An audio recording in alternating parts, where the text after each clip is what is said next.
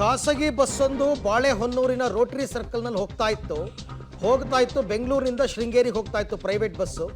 ಬಸ್ಸಿನ ಟೈರ್ ಕಳಚಿ ಬಿದ್ದಿದೆಯಂತೆ. ಹಿಂದ್ಗಡೆದು 2 ಟೈರ್ ಹೋಗ್ತಾ ಇದ್ದಾಗಲೇ ಮೂವ್ ಆಗ್ತಾ ಇರಬೇಕಾದ್ರೆ ಹಿಂದ್ಗಡೆಯ 2 ಚಕ್ರಗಳು ಕಳಚಿ ಬಿದ್ದಿದೆ.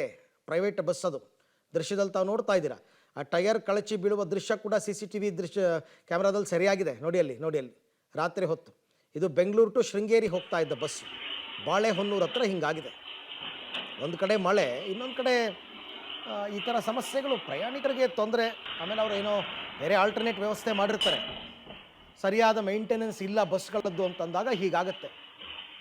ಅಷ್ಟು ಸುಲಭ ಅಲ್ಲ ಟೈರ್ಗಳು ಕಳಚಿ ಬೀಳುವಂಥದ್ದು.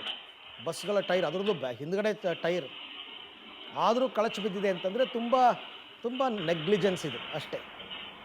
ಕರೆಕ್ಟಾಗಿ ಅದನ್ನು ಮೇಂಟೈನ್ ಮಾಡಿಲ್ಲ, ಸರ್ವಿಸ್ ಆಗಿಲ್ಲ, ಪಿರಿಯಾಡಿಕ್ ಮೇಂಟೆನೆನ್ಸ್ ಕರೆಕ್ಟಾಗಿ ಆಗಿಲ್ಲ. ಹಾಗಾಗಿ ಇದು ಈ ಥರ ಆಗಿರ್ತಕ್ಕಂಥದ್ದು. CCTV ಫುಟೇಜ್ ತಾವು ಗಮನಿಸ್ತಾ ಇದ್ದೀರಾ.